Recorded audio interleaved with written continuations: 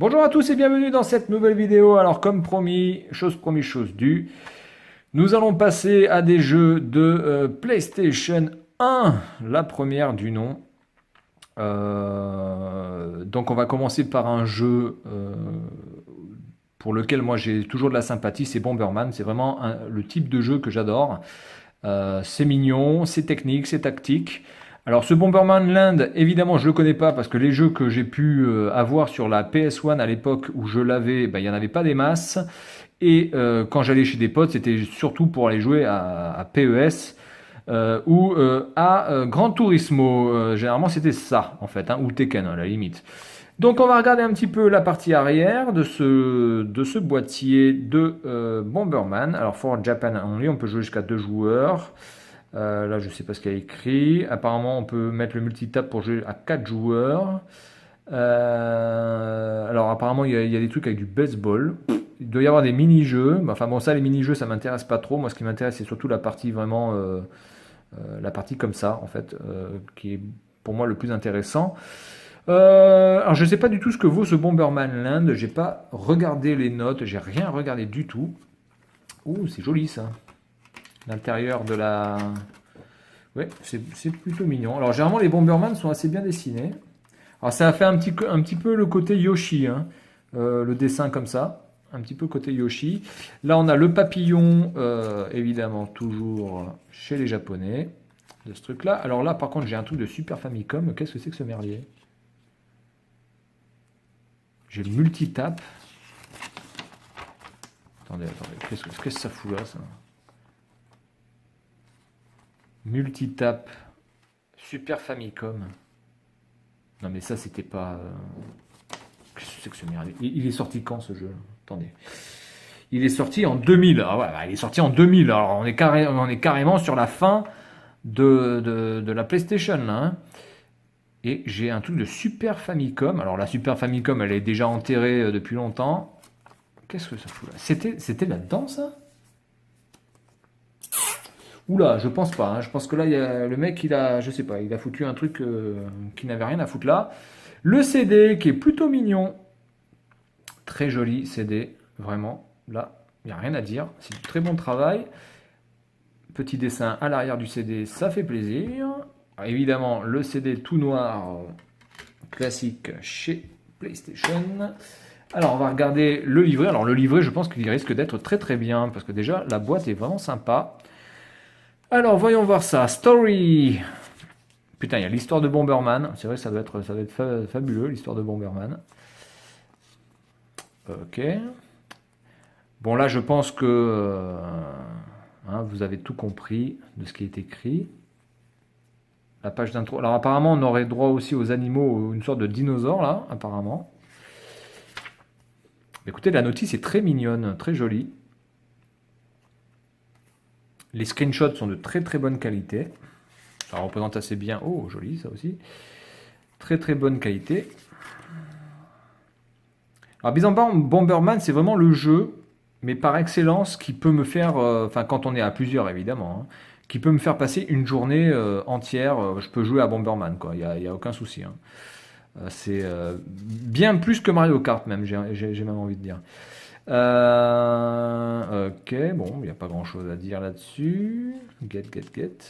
Bon. Alors, apparemment, il y a des chapitres à chaque fois qui sont illustrés par des dessins. Donc là, on a le mode avec le baseball. Mais je ne sais pas du tout si c'est vraiment pour vraiment jouer au baseball ou si c'est juste pour un jeu bonus pour gagner des items ou quoi que ce soit. J'en sais rien. Ok. Bon.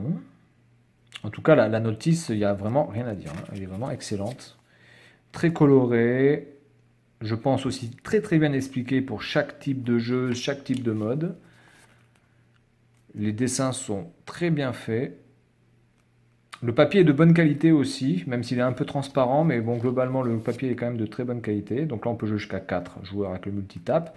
Alors, les items, est-ce qu'il y a des items nouveaux, enfin, que je ne connaîtrais pas? Donc, ceux-là, je les connais tous. Ça, c'est pour faire gagner peut-être 2 cases. Ça, c'est pour faire gagner une case de puissance. Ça, c'est peut-être pour faire gagner 2 cases de puissance, une bombe supplémentaire, une vitesse supplémentaire, ralenti. Ça, je crois que c'est... On peut péter les bombes à distance. Je ne sais pas s'il n'y a pas le truc avec l'antenne. On ne peut pas péter la bombe quand on veut.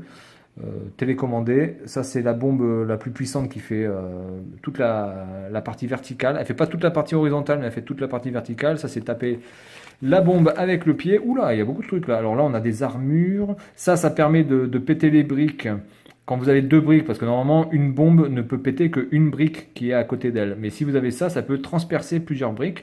Ça, c'est les aligne à la chaîne. Je sais plus ce que c'est. Ça, j'ai déjà vu, mais je sais plus ce que c'est. Ça doit avoir une relation avec ça, mais je ne sais plus ce que c'est, ça, ce petit truc comme ça. Est-ce qu'on passe à travers? Peut-être qu'on peut passer à travers les bombes. Ah, peut-être qu'on peut passer à travers les bombes. Parce qu'en fait, quand vous avez une bombe, vous êtes bloqué. Mais là, si vous avez cet item-là, certainement, vous pouvez traverser les bombes. Le cœur, je ne sais pas vraiment ce que c'est. Après, ça dépend des modes aussi, hein, parce que tous les items ne sont pas valables dans tous les modes. Là, c'est peut-être, on vous interdit de poser des bombes. Ça, c'est pour lancer des bombes. Ça, je ne sais pas ce que c'est.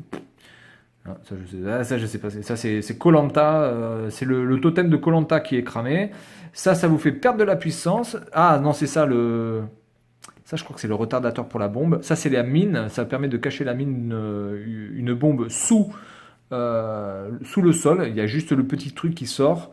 L'œuf pour, évidemment, le dinosaure. Le point pour péter les briques manuellement. Ça, c'est pour gagner encore plus de vitesse. Et ça, je ne sais pas du tout ce que c'est. D'accord, il y a pas mal d'items, hein, il y a pas mal d'items. J'espère que le gameplay sera au rendez-vous. Là, on peut prendre des notes, des petites publicités, des petites choses, voilà. Et là, on a quoi? DNA, Dark Native Apostle. Ouais, sur PlayStation 2. Voilà, donc il y avait déjà la publicité de la PlayStation 2 en 2000, puisque ce jeu est sorti en 2000. C'est pas marqué ici, mais c'était marqué sur le CD, il me semble. Oui, 2000 ici, c'est sorti ici en 2000. Bien, eh bien écoutez, je vous donne rendez-vous tout de suite après pour tester ce jeu. Premier jeu que je vais tester sur ma PS1. Voilà, je vais vous donner un petit peu mon avis sur ce Bomberman, puisque comme j'adore Bomberman, je vais pouvoir quand même donner un avis un peu plus précis par rapport surtout à l'excellent Bomberman qui existait sur Saturn. Allez, à tout de suite.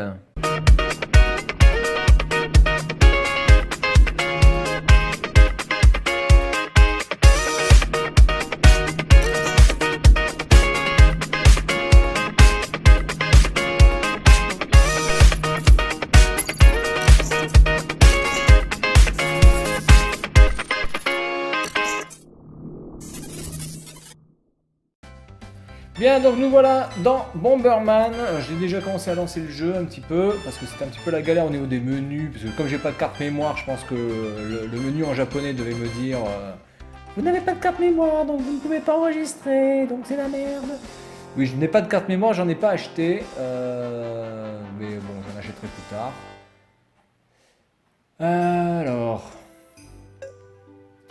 Bon, je pense qu'en haut, ça va être le mode histoire, il y a de grandes chances, donc je vais partir là-dessus.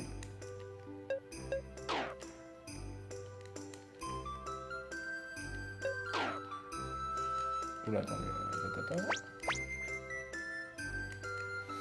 Donc en tout cas, c'est pas là. Ok, attendez. Hop. Ah, j'ai le choix que là.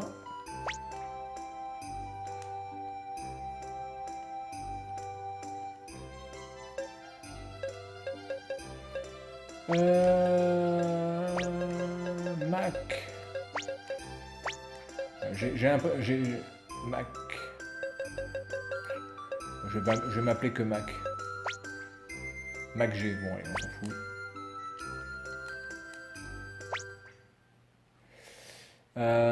Donc malheureusement j'ai l'impression que je suis que dans le mode histoire là. Ah ouais. En plus c'est lent. Oh putain, on peut pas le passer, bordel de merde. Oh là là, galère. Bon, mais on va attendre ça. Hein. Bien, alors oui, c'est vrai que aussi ce qui m'avait fait, on va dire, qui m'avait rassuré dans l'achat de ma Saturn, c'est que la PSX ne proposait pas de stockage interne. Et que la Saturn proposait un stockage interne. La Saturn, vous pouviez, je crois qu'il y avait 800 kilos KO de stockage disponible pour les jeux, ce qui permettait déjà de pouvoir stocker sans grande difficulté 5-6 jeux, quoi, on va dire globalement. 5-6 jeux sans aucun problème, et puis si vous aviez la chance d'avoir des jeux qui prenaient pas beaucoup de place, vous pouviez en sauvegarder bien plus, une dizaine de jeux. Et la PSX n'avait pas ça, il fallait absolument avoir une carte mémoire pour pouvoir sauvegarder ces jeux. Ce qui pour moi était déjà une aberration pour quelque chose qui se voulait futuriste. Faut quand même savoir par exemple que la PC Engine proposait, alors évidemment à son époque c'était quelque chose en plus, mais proposait un système de sauvegarde externe pour ces jeux, alors que la PC Engine était sortie quand même fin des années 80, et que la PSX ne proposait pas ça. Donc je trouve ça juste aberrant, quoi. Oui, mais je m'en fous. Alors, où c'est que je peux aller là?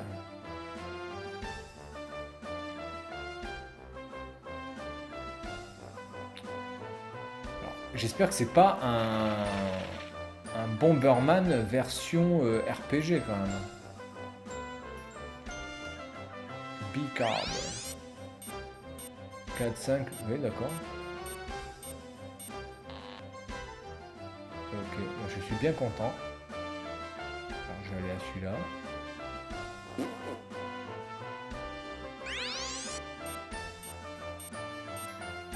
D'accord, là ça fait un Z. Alors est-ce que j'ai même pas de... Attendez, ah si, attendez, il y a un truc qui s'est affiché là, c'est quoi ça? Select? Non. Start? Non plus. Start et Select. Select et Start. Il y a un truc qui s'est affiché en haut là. Alors ça c'est R, ça c'est L1. Ah, ça c'est quoi ça?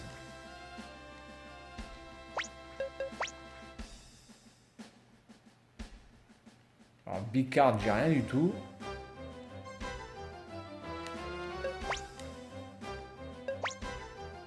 Ça va être pour sortir, j'imagine. Ouais, bah écoutez, ça doit être certainement un jeu très intéressant, mais pour l'instant je suis bloqué. Je peux pas faire grand chose. Là il y a ça. Bomberman Man, ouais, 13.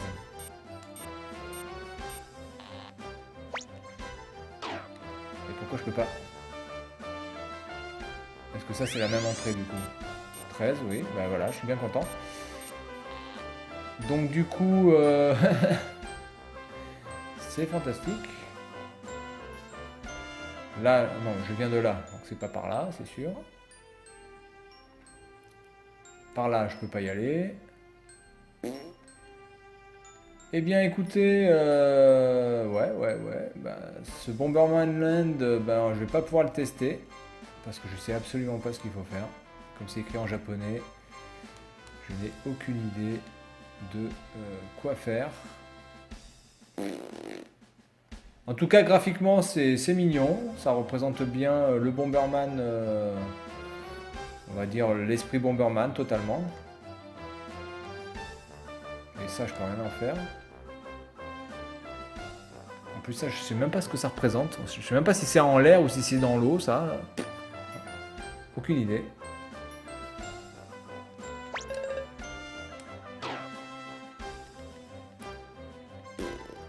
Alors, est-ce que je peux aller là? Ouais, bon bah écoutez, hein, les gars, on va s'arrêter là. Hein. Bah, je suis désolé, je peux pas vous montrer grand chose parce que malheureusement, bah, je sais pas ce qu'il faut faire. Il faudrait une carte. C'est quand même pas une carte mémoire qu'il faudrait quand même, je pense pas. Apparemment, ici j'ai des cartes. Là j'ai 0 machin, donc bon, c'est très bien.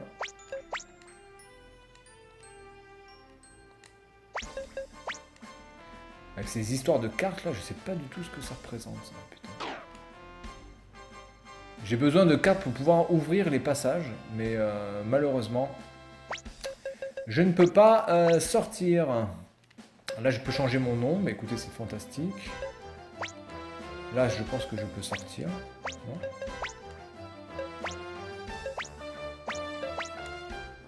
Ça, c'est pas pour sortir. Ça, c'est pas pour sortir.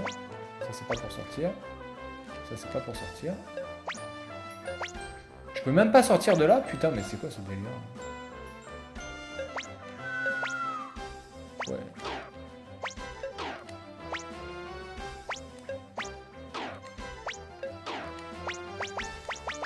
Bon, écoutez, aucune idée. Voilà, alors clairement, le truc qui me tue quand même, c'est que un Bomberman, c'est vraiment fait pour s'amuser directement en fait.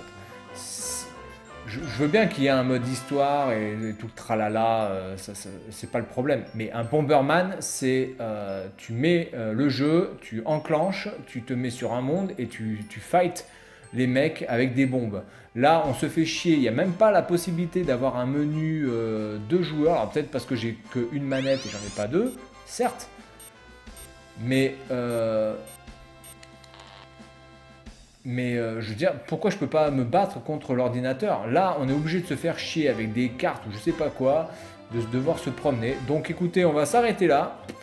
Ce Bomberman doit certainement avoir de très grandes qualités, mais en tout cas, il n'a pas la qualité de pouvoir être de suite amusant, puisqu'il faut passer par tout un système complètement alambiqué pour pouvoir profiter de ce jeu. Voilà, donc c'est tout pour ce jeu. Et puis, je peux pas vous dire qu'il est mauvais, je peux pas dire qu'il est bon. En tout cas, il est pas fun parce que, enfin, en tout cas, il n'est pas fun comme se doit de l'être un Bomberman, parce que normalement, un Bomberman, on doit pouvoir se fendre la gueule en 2 minutes. Voilà, alors que là, je me casse les couilles déjà depuis presque 9 minutes. Allez, bonne journée à tous et je vous dis à la prochaine. Salut!